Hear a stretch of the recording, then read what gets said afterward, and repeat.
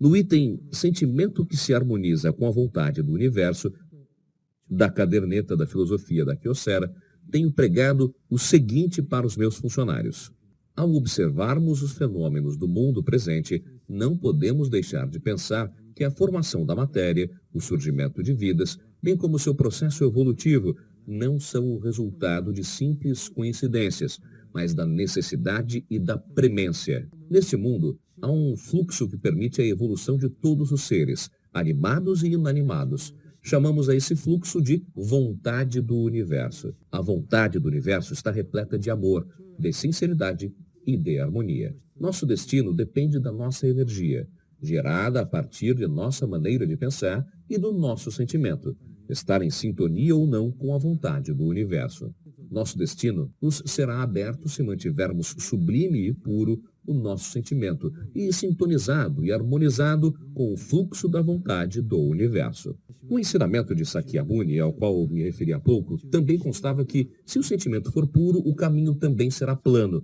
Entretanto, nós homens da atualidade, que necessitamos de muitos argumentos, não conseguimos entender. Eu mesmo, no início, não conseguia compreender. Certo dia cheguei a pensar, será que não haveria vontade própria no universo? Nosso sistema solar faz parte da galáxia, na qual se presume que existam bilhões de sistemas semelhantes. E ainda disse que no universo há inúmeras galáxias como a nossa. Mesmo o tão grandioso universo originou-se, segundo os físicos da atualidade, a partir de um punhado de partículas ultraaquecidas e pressionadas. Em dado momento, essas partículas causaram uma grande explosão, formando um universo que até hoje continua a se expandir. A veracidade da teoria do Big Bang tem sido comprovada através de dados científicos obtidos por cosmofísicos da atualidade. Acredito que muitos achem estranhos e devem pensar como foi possível o tão gigantesco universo ter nascido a partir de um punhado de partículas elementares. Porém, o cálculo baseado na mais moderna ciência física mostra essa probabilidade. Com base nessa teoria, podemos até deduzir que o universo nasceu do vazio. No budismo, também pregam que tudo o que é visível, na verdade, não passa de um mero vazio. Se realmente o gigantesco universo nasceu da explosão de um punhado de partículas elementares, como dizem os físicos da atualidade, podemos dizer que o universo no início era um vazio. Ainda há uma teoria que diz que o universo nasceu de um vácuo originalmente significado em estado vazio. Porém, pela ótica dessa teoria, disse que ali havia uma espécie de ultraenergia. Então, pensemos um pouco sobre a estrutura de um átomo. Na tabela periódica, o átomo que aparece em primeiro lugar e que possui a menor massa é o de hidrogênio. Ele possui um único núcleo e um elétron que gira em sua volta. O núcleo é composto de próton, nêutron e meson. Se quebrarmos os nêutrons ou os prótons, chocando-os em altíssima velocidade por meio de um acelerador de grande porte de última geração, obtemos partículas elementares. Isso comprova que próton, nêutron e meson são formados pela união de diversas partículas elementares. Assim, na época da formação do universo, as partículas elementares já existentes uniram-se entre si, dando origem ao próton, ao nêutron e ao meson. Com a atuação do meson, o próton e o nêutron se uniram e formaram um núcleo atômico. A esse núcleo ligou-se o elétron, formando o átomo de hidrogênio. A união entre os átomos é denominada fusão nuclear, e é também o princípio da bomba de hidrogênio. Quando os átomos de hidrogênio são ligados mediante essa fusão atômica, nasce um átomo com a maior massa. Segundo a tabela periódica, existem atualmente cerca de 100 tipos de átomos.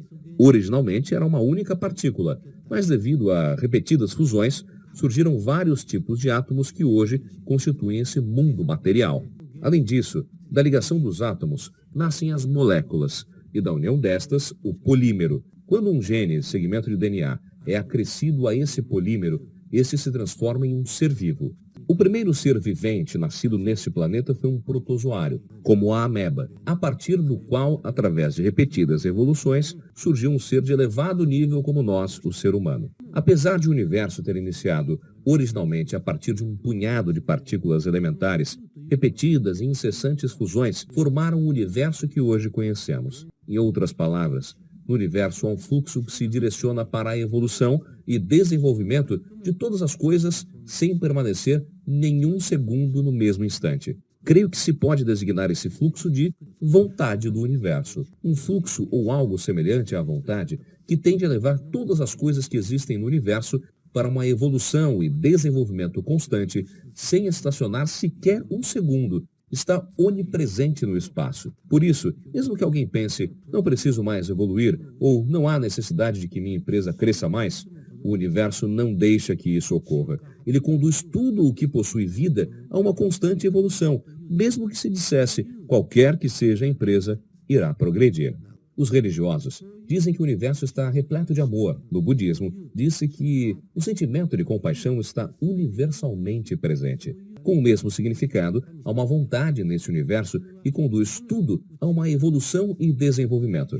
Quando ouvi a história da criação do universo pelo Sr. Heisuke Hironaka, matemático mundialmente famoso, sobre quem lhes falei no início, e pelo Sr. Fumitaka Sato, cosmofísico e catedrático da Universidade de Kyoto, perguntei-lhes se a mesma não poderia ser explicada como a vontade do universo, e eles responderam que sim. É possível compreendê-la dessa maneira. Significa que mesmo personalidades como os professores Hironaka e Sato, que raciocinam sempre com base nas ciências naturais, já manifestam compreensão sobre assuntos metafísicos ou espirituais. A vontade que flui no universo é o sentimento que estima, de amor e de querer melhorar todas as coisas, o extremo oposto do desejo egoísta em que só se pensa no melhor para si próprio. Devemos ter um sentimento que se harmonize, que se sintonize com esse fluido de amor universal de querer melhorar tudo o que existe nesse universo. Entre os gestores de empresas, pode haver quem pense somente no seu próprio sucesso, mesmo que para tanto tenha que puxar o tapete dos outros. Mas esse sentimento não se harmoniza com a vontade do universo. Consequentemente, a administração da empresa também não irá bem. Por outro lado, se o sentimento do gestor for repleto de amor, vai se harmonizar com a vontade do universo e tudo ocorrerá bem na gestão da empresa. Se estiver imbuído desse sentimento, por mais que pense, não há necessidade de que a minha empresa cresça mais, evolua mais, o mundo está feito de modo que ela cresça. Para adquirir tal sentimento repleto de amor, faça necessário o que falei no início. Sublimar o sentimento. Acredito que há quem esteja pensando, será que minha empresa irá bem só de pensar na melhoria do próximo e deixando de pensar só em mim? Certamente não significa basta somente servir ao próximo. Falei há pouco que todas as coisas que existem neste universo, inclusive os objetos inanimados, evoluem e se desenvolvem constantemente. Mesmo partículas elementares que constituem os objetos inanimados, mesmo seres e plantas minúsculas, vivem com toda a sua força, gerando e se desenvolvendo repetidamente. Da mesma forma, os administradores devem empenhar, mais do que ninguém, os seus esforços com o único objetivo de melhorar as suas empresas. Devem trabalhar com este pensamento.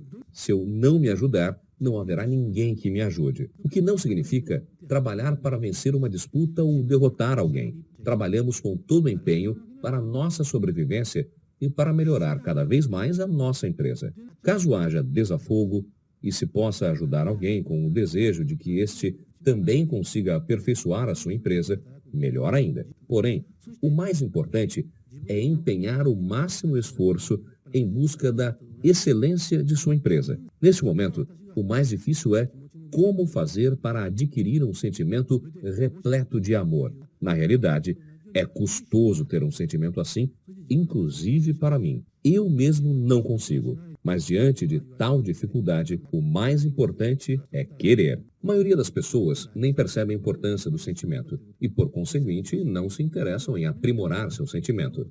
No entanto, deve-se em primeiro lugar conscientizar-se de que sublimar o seu sentimento, torná-lo belo, é necessário. Mas isso, para nós que estamos envoltos pelos desejos mundanos e pela ganância, é algo extremamente difícil de ser percebido. Mesmo com essa dificuldade, o importante é pensar, devo ser uma pessoa assim? Ao desejar, consegue-se praticar a autorreflexão e, a partir daí, procura-se imprimir esforços para melhorar. É isso que é importante em nossas vidas. Acredito que aqueles que possuem sentimentos realmente belos são os que já atingiram o estado de iluminação.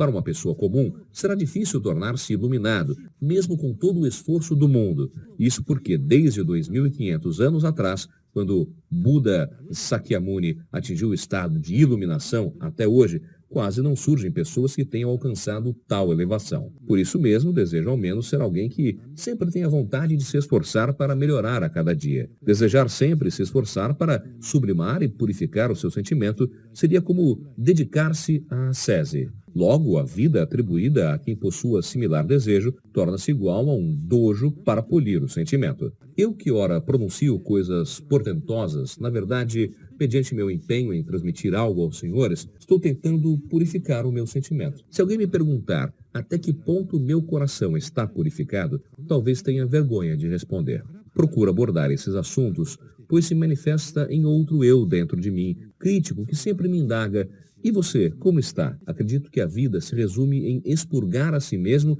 em meio a esse constante conflito interno. Hoje, na abertura deste Seiwaiku, alguns administradores proferiram a sua determinação. Entre os pronunciamentos houve este: se a capacidade do gestor define o tamanho da empresa, desejo me empenhar na elevação da minha capacidade. Obviamente, não se trata da capacidade física, mas ao sentimento, ao caráter, à personalidade. Ou seja, aumentar a sua capacidade como ser humano significa purificar o sentimento, sublimar o coração. Em outras palavras, formar ou fazer crescer o coração enquanto ser humano. Conforme o ensinamento de Buda Sakyamuni, sua vida será exatamente igual ao seu coração. A empresa não crescerá mais que o seu sentimento ou o seu coração do gestor.